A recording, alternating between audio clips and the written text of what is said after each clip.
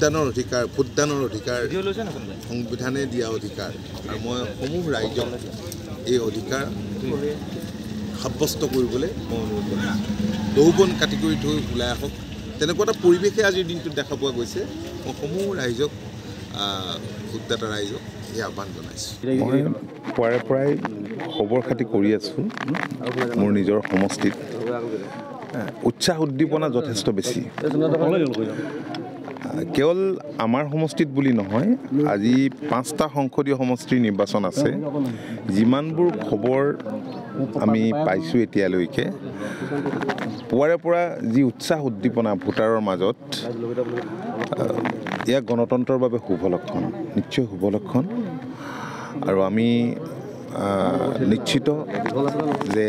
5টা সমষ্টিতেই আমাৰ ভাল হ'ব কাৰণ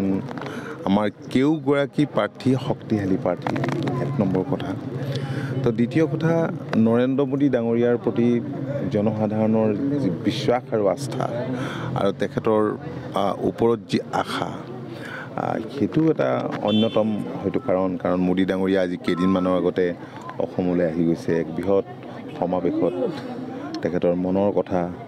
অসম তথা উত্তৰ পূৰ্বাঞ্চলৰ প্ৰতি তেখেতৰ যি মৰম শুভেচ্ছা তেখেতে প্ৰদৰ্শন কৰিছে আৰু তৃতীয় কথা হ'ল যে মুখ্যমন্ত্ৰী ডাঙৰীয়াৰ সবল আৰু সফল নেতৃত্ব তেখেতে যোৱা দিনবিলাকত ৰাজ্যখনৰ উন্নয়নৰ বাবে যিখিনি কাম কৰিছে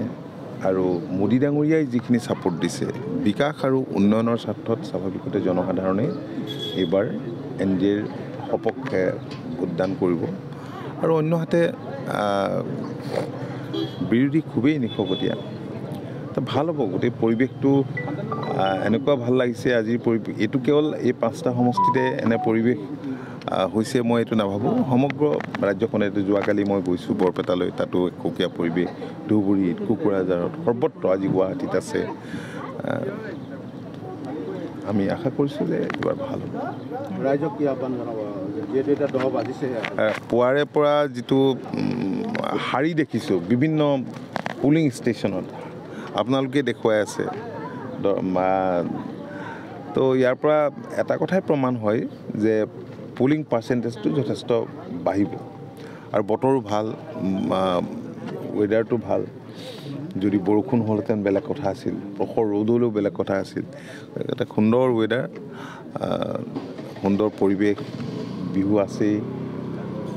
বিহু চলি আছে তাৰ মাজতে এক উৎসৱমুখৰ পৰিৱেশত